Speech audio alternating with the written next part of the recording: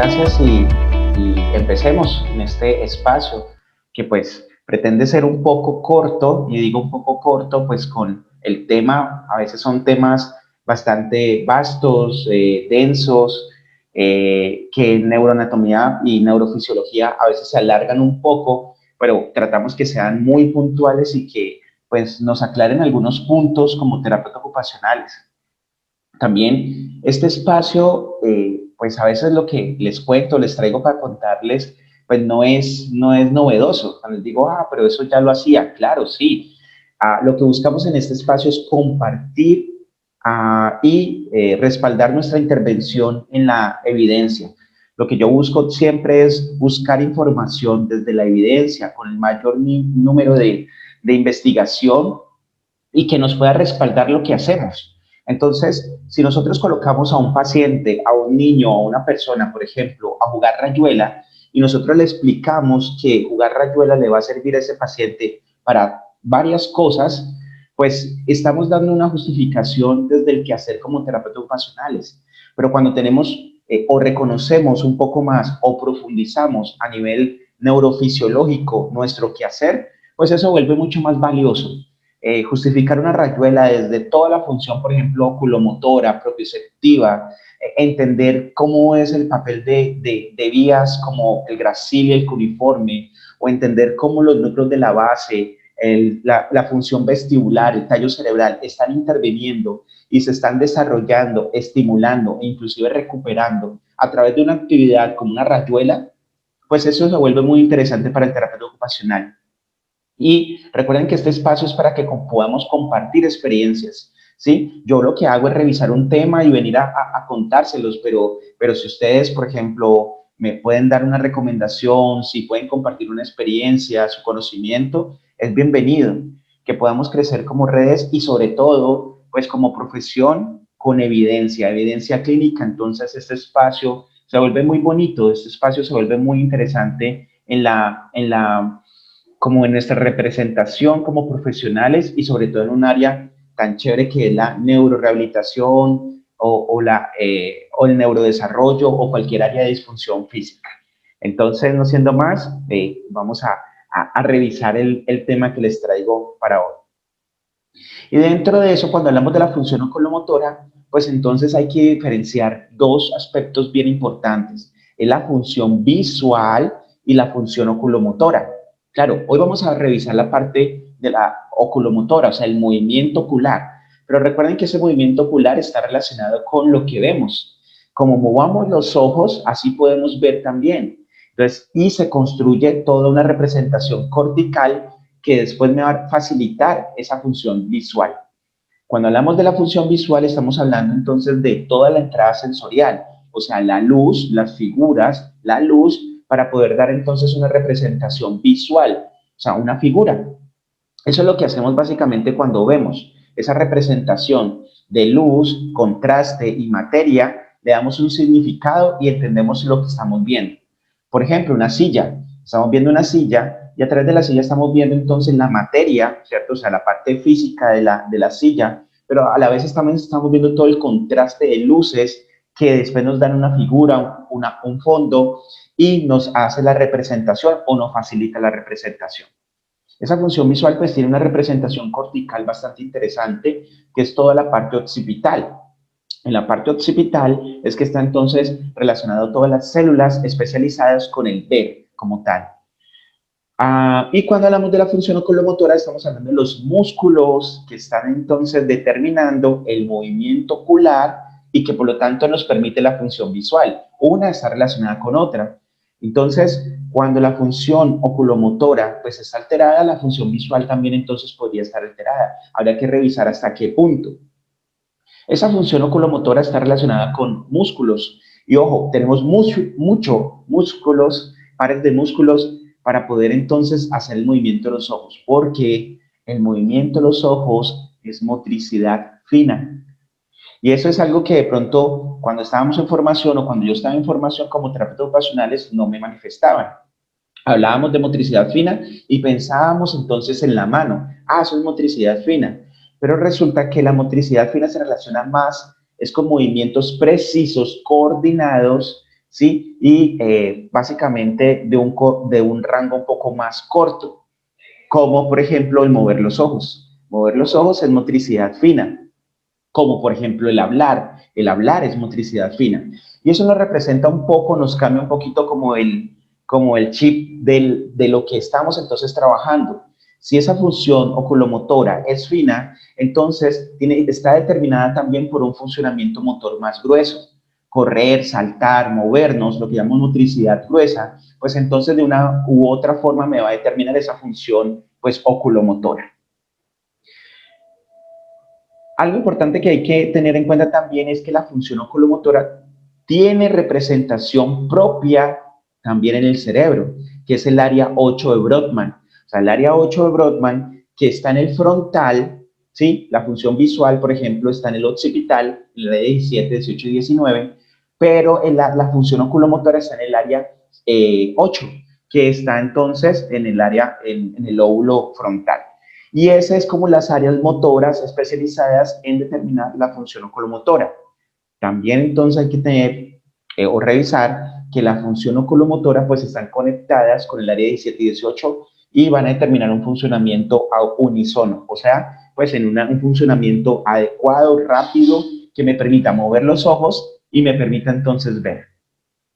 Diferenciando, entendiendo entonces esas dos cualidades o esas funciones neurológicas, pero que están unidas, pues entonces también los terapeutas ocupacionales vamos a entender que sí, queremos ayudar a que un niño o una persona, un adulto mayor, quiera ver mejor, tenemos que entonces evaluar o entender o estimular esa función oculomotora.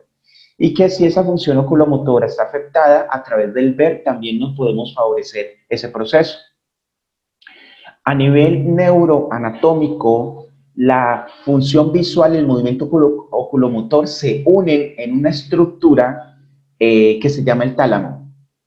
El tálamo es como el punto, como que media entre el funcionamiento neurológico de un lado al otro. Entonces el tálamo, el que entonces organiza o como que determina esa conexión entre los dos. Una lesión en el tálamo o una lesión en un lado del cerebro, pues va entonces a limitar la coordinación o la estimulación para que haya un buen funcionamiento visual y también de un movimiento oculomotor. Entonces el tálamo con áreas específicas. ¿Dónde están las áreas específicas de ese tálamo?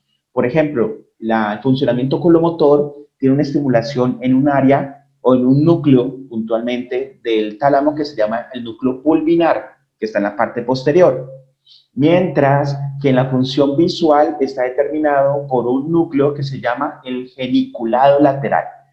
A nivel neurofisiológico eso es determinante y es muy importante, porque resulta que el geniculado también tiene otras conexiones con otras partes del el sistema nervioso central. Por ejemplo, el geniculado se conecta con núcleos ventrales o núcleos de otros lados de ese tálamo y de ahí se conecta, por ejemplo, al cerebelo, los núcleos de la base o áreas, por ejemplo, puntuales como el tallo cerebral de pues, nuestro cuerpo. Entonces miren que todo está relacionado y por eso la función visual y el movimiento oculomotor es tan poderoso en el proceso de rehabilitación. O sea, esas son dos entradas sensoriales muy importantes o funcionamiento, por ejemplo, motor, el oculomotor, donde podemos hacer que el paciente vaya organizando inclusive otras funciones posturales, o sea, ajuste postural, tono muscular, marcha inclusive. Pero también hay que entenderlo que cuando se lesiona la función visual y el movimiento oculomotor, pues también entonces hay otras esferas que se pueden ver afectadas y de verdad muy fuertemente. La anatomía de la función oculomotora, pues vamos a ver lo que está relacionada, o puntualmente esos movimientos oculares están determinados por 3 pares craneales. Todo el sistema nervioso central tiene 10 pares craneales, ¿sí? 12 pares craneales, perdón. Esos 12 pares craneales, miren que hay 3 específicos para el movimiento ocular. El tercero, el cuarto y el sexto. El oculomotor común, el oculomotor, el troquear y el aducente. Estos entonces están determinando el funcionamiento de los músculos. Por ejemplo, el tercer par, que es el oculomotor, pues es el que más inerva los músculos, por ejemplo, el oblicuo superior, el recto superior, el elevador del párpado, el recto inferior o el oblicuo inferior está inervando, mientras que los demás, ¿sí? El recto lateral, por ejemplo, y el oblicuo superior están inervados por los otros dos pares craneales. Pero, ¿para qué básicamente uno reconoce cuáles los pares y cuál es la inervación de los pares craneales? Porque, por ejemplo, cuando hay una lesión del par, el tercer par, que es el oculomotor, la inervación de la pupila y el cristalino se afectan. También la inervación del párpado superior, que esa patología, por ejemplo, la denominamos toxis, y la inervación de los músculos oculares, que básicamente permiten el seguimiento visual. O sea que una lesión del tercer par, pues mire que afecta básicamente el movimiento ocular y funciones, entonces, funciones también autonómicas. ¿Por qué me lleva a eso? O sea, ¿por qué es importante reconocerlo? Pues resulta que la inervación de la pupila ayuda a la acomodación visual, ¿sí? Y por lo tanto, entonces, el ajuste visual. El poder, por ejemplo, que si la luz se apague y yo progresivamente poder ver en la oscuridad o ir aumentando mi capacidad visual en un espacio con poca luz, es importantísimo para la vida diaria. Por ejemplo, estamos en un cuarto que hay mucha luz y salimos a un cuarto que tiene menos, yo puedo hacer el ajuste rápidamente visual, pero eso también me permite hacer un ajuste postural y no caerme, por ejemplo. O si me enredo, pues tener mayor posibilidad o mayor precaución para no irme a enredar y caerme. Miren que a nivel postural eso es importante. El párpado, la inervación del párpado superior me ayuda a la lubricación y a la protección del ojo como tal. Y otra función de esa función oculomotora son los movimientos rápidos y de ajuste al movimiento, que esos son movimientos sacádicos. Los movimientos sacádicos son muy importantes porque, por ejemplo, en la lectura y escritura necesitamos estar haciendo ajustes rápidos cuando pasamos de renglón. O cuando, por ejemplo, nos tiran una pelota y nosotros en el aire calculamos la velocidad, eso lo hace el ojo, por ejemplo, o nuestro cerebro, calcula la velocidad, la distancia y podemos atrapar un balón. Por eso encontramos muchos niños que tienen dificultades en la marcha, dificultades en la escritura, o por ejemplo, adultos que ya han disminuido su función motora y cuando pues buscamos que atrapen, ¿cierto? Que atrapen un balón en el aire, pues tienen esa dificultad de esa coordinación motora, sobre todo esa función ojo-mano, pues entonces básicamente se debe a que se ha perdido esa habilidad o esa función principal a nivel oculomotor. Y otra función muy importante de estos pares es la relación con el vestíbulo. Y ya sabemos que, que el vestíbulo pues tiene funciones pues no solamente propioceptivas, sino puntualmente de equilibrio. Y pues el equilibrio es fundamental para las actividades de la vida diaria. A través de los ojos, esa organización postural a nivel de los ojos, pues llevan a que la función motora sea mucho más fácil.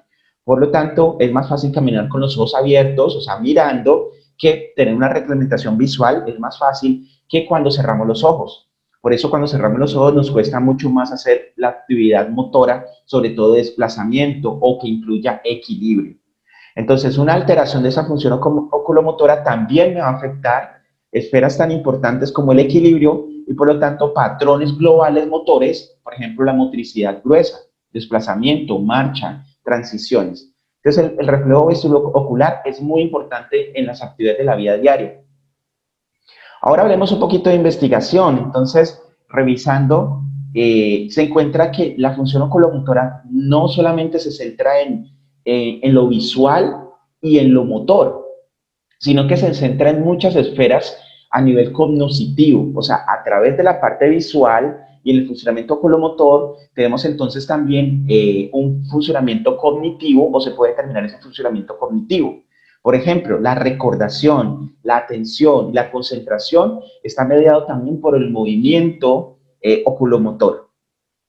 Revisé pues algunas investigaciones y esta me llamó mucho la atención porque decía que cuál era la figura que más veían las personas cuando hicieron esta prueba y les preguntaban cuál era la figura que completaba, ¿sí? Pues el espacio que estaba acá. ¿sí? ¿Cuál colocarían? ¿Qué ficha colocarían ustedes? Y pues encontraron que pues todas las personas, casi todas las personas, pues colocarían un tractor.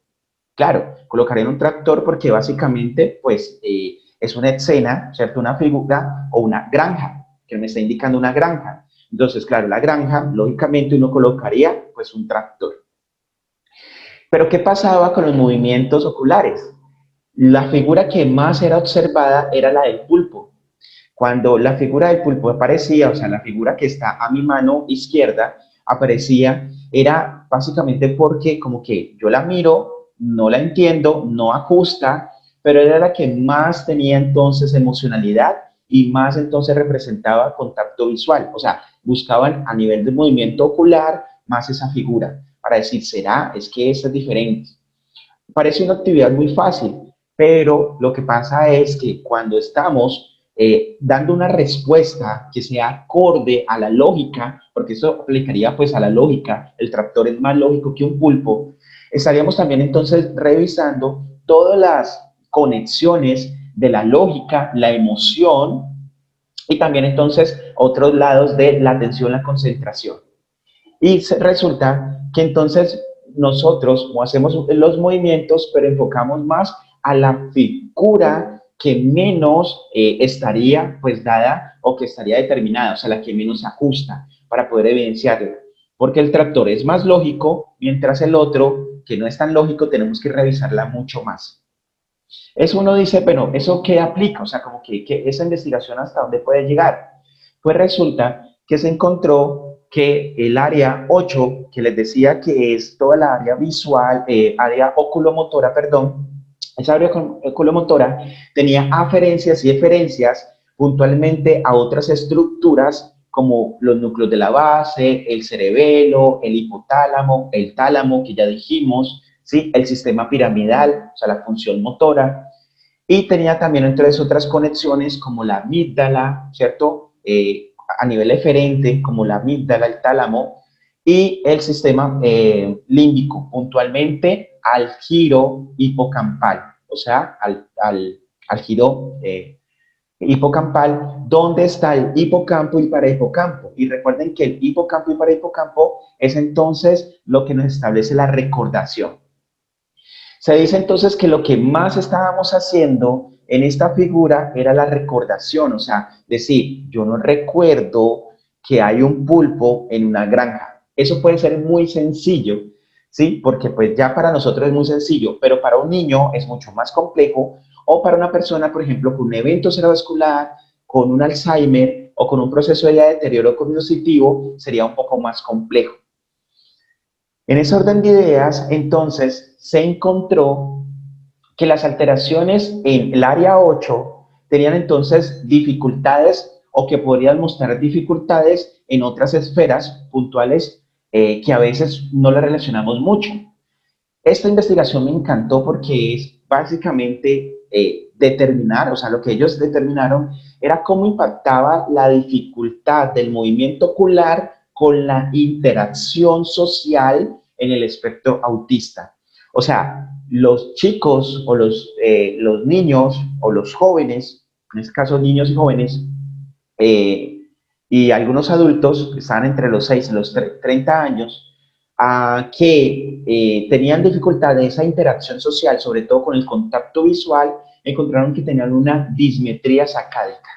O sea que sus movimientos oculares no estaban tan coordinados. Fue muy interesante porque más adelante también muestran que a través de terapia y que enfocaron entonces con el movimiento ocular para la organización a través de actividades de motoras gruesas y motoras finas, pudieron entonces después ver que se aumentó la interacción, al menos en el contacto visual de estos niños con trastorno o espectro autista. Y también encontraron que esa entonces dismetría o esa alteración a nivel oculomotora estaba respaldada o estaba determinada por el tono muscular. Y pues sería entre la parte de anatomía lógico. Miren esto.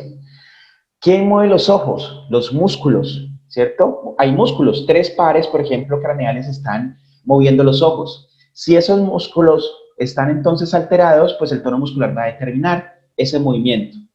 Entonces se encontró, por ejemplo, en niños con síndrome de Down que tenían el tono muscular bajo a nivel corporal, pues que también tenían alteración en movimientos oculares.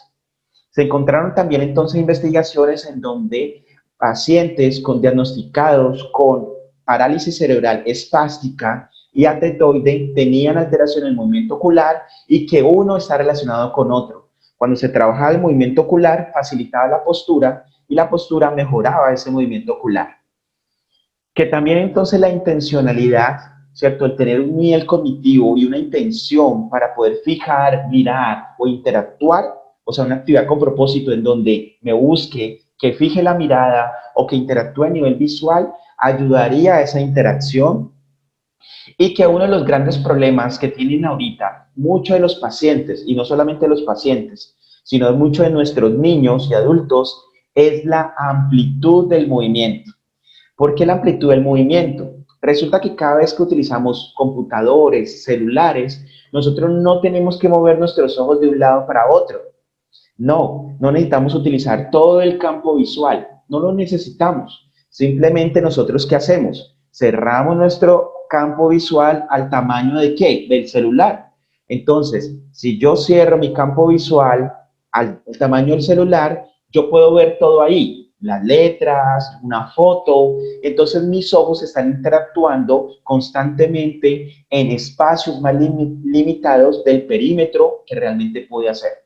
En otras palabras, nuestros niños o nuestros pacientes no están moviendo los ojos de un lado para el otro y por lo tanto la activación muscular y el trabajo ocular no es el mismo. No sé si ustedes se han dado cuenta, pero ahorita hay investigaciones en donde cada vez se ha mostrado el índice o el aumento de la necesidad de gafas, ¿sí? O de apoyo visual para nuestros niños y jóvenes. O sea, ya de 10 niños, 8 necesitan un tipo de gafas de acomodación o de descanso. Pero básicamente está relacionado con el movimiento ocular. No estamos dándole rangos de amplitud ocular y por lo tanto esos músculos no están trabajando en rangos que pueden descansar, sino en rangos cortos y esos rangos cortos terminan fatigando pues el músculo. El músculo que trabaje fuerte y rápido en un rango corto se fatiga. Eso es un principio biomecánico. Entonces, hay que tener en cuenta o favorecer hacer actividades con propósito que incluyan rangos de movilidad ocular y por lo tanto eso ayudaría a que la intención y sobre todo el movimiento ocular sea mejor y por lo tanto podemos influir en la motricidad fina. Y recuerden, influir en la motricidad fina también es influir en la motricidad gruesa. Influir en la motricidad gruesa es influir en la motricidad fina. O sea, el paciente va a estar mejor. O nuestro paciente, nuestro cliente o la persona que estamos trabajando. Más investigaciones de conexiones y aquí básicamente esa investigación nos está diciendo hay mucha conexión entre el área de visual oculomotora y el hipocampo, o sea, la recordación. Una pregunta les puedo hacer y hagan el ejemplo. Cuando uno dice, le preguntan algo a uno dice, como que no se acuerda, uno dice, y cierra los ojos por un momento. Inclusive hay personas que cierran los ojos, suben los ojos, o sea, cierran los ojos, pero el globo ocular lo suben y lo colocan a un lado. Si yo les preguntara ahorita, ¿cuál fue la última luz, bombillo, cuál fue el último bombillo, la última luz que se apagó en su casa ayer? Muchas personas lo más probable es que digan, miren para otro lado. Algunas personas puedan subir los ojos, llevarlo a la izquierda y recordar. Eso pasa mucho. Eso se está utilizando ahorita, pues se utiliza en PNL, en planeación, en programación neurolingüística, pero a nivel de neurorehabilitación se está utilizando mucho para manejar la recordación. Por ejemplo, yo no encuentro las llaves y digo, ¿dónde dejé las llaves? Y hago un proceso entonces de mover mis ojos, hacerme la pregunta, mover mis ojos hacia arriba y hacia la izquierda 3 veces y normalmente encuentro o recuerdo dónde está.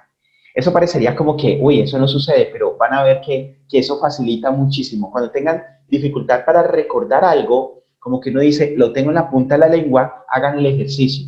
Cierren los ojos, cierren los ojos, suban el globo ocular y llévenlo a la izquierda o a la derecha. A veces funciona, pero la mayoría de personas lo llevan hacia la izquierda. Y ese movimiento ocular se relaciona con la estimulación del hipocampo. Y el hipocampo, recuerden que es el centro de memoria de nuestro cuerpo. Eso es interesante y tiene una aplicación científica. La estimulación visual o la función visual, ¿sí?, y oculomotora tiene conexiones en diferentes partes del cuerpo. Por eso, mover nuestro cuerpo y con función visual ayuda a la reorganización postural, a la reorganización o la modulación del tono muscular y a la función o la facilitación de la función motora gruesa y fina.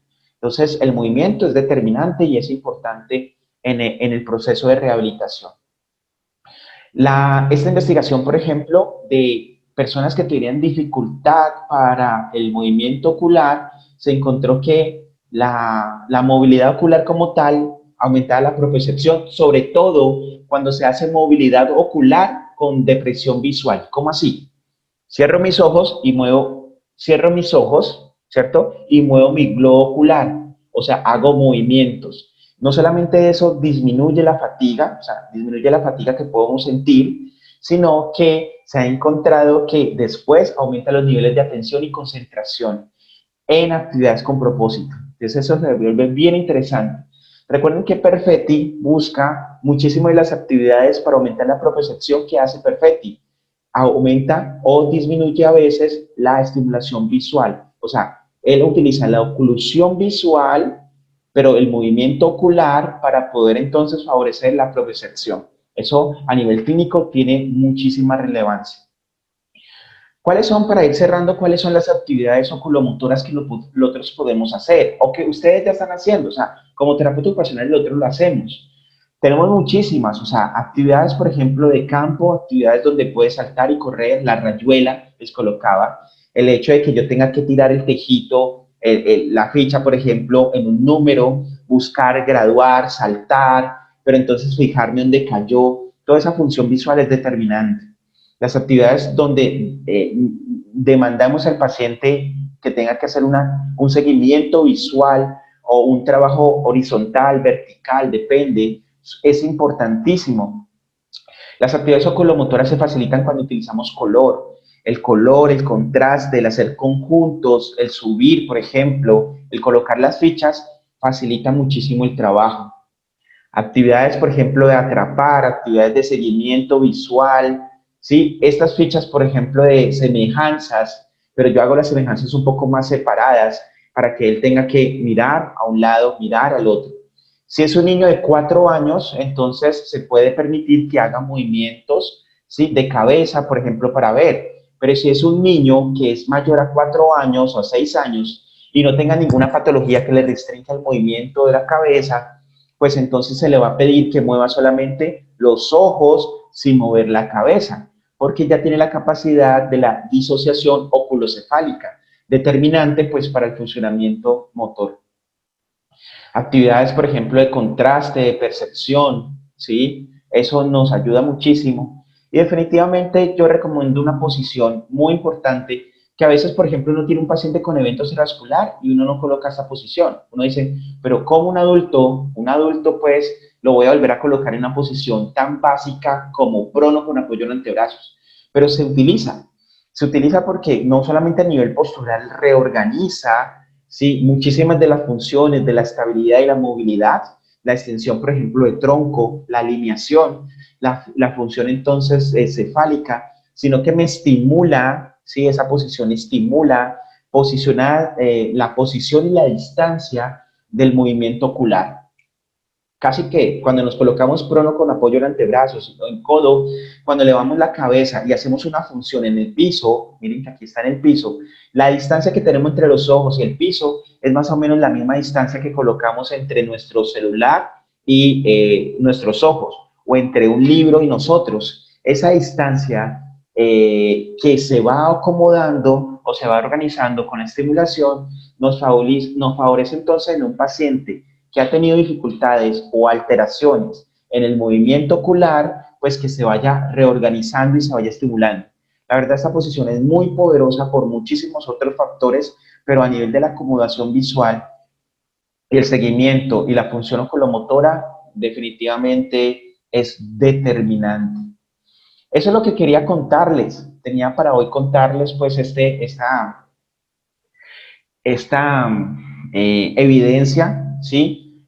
Si ustedes quieren, pues yo voy bajando los artículos, cuando quieran se los paso para que los puedan leer, trabajarlos y si ahí sacan algo y encuentran algo nuevo o un artículo nuevo, lo podemos revisar, muy chévere porque eso hace que a través de este espacio yo busco artículos y digo, uy, mire, esto es, o como que en la universidad me decían, haga esto, ¿cierto? Porque esto es la recomendación. Y claro, uno dice, bueno, sí, lo hago porque mi profesor lo decía y como que da resultado, bien.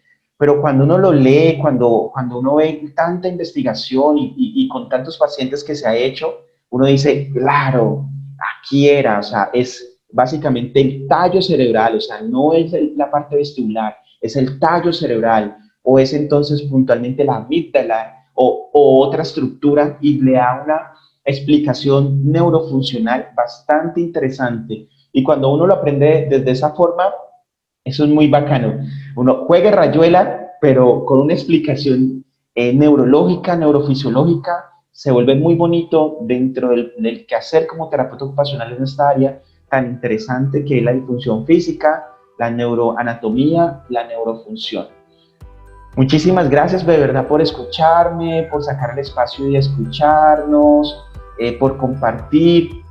Recuerden que nosotros estamos los martes en la noche haciendo asesorías y asesorías me han parecido muy chéveres, o sea, darme cuenta, por ejemplo, que hay personas que me dicen, yo estoy haciendo esto con este paciente y yo digo, tan chévere lo que estás haciendo, es más, yo te voy a copiar esta actividad, porque hay actividades tan bacanas y yo digo, muy chévere el proceso que están haciendo, entonces bacano.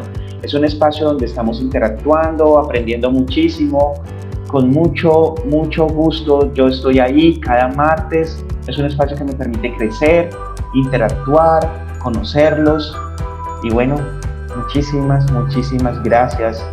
Acuérdense, apóyennos en las redes sociales, escriban en las redes sociales, si nos ayudan a eso podemos sacar más tiempo, más actividades y bueno, esto me encanta, estar aquí en este espacio, entonces en la medida que pueda hacerlo más, pues sería mucho mejor.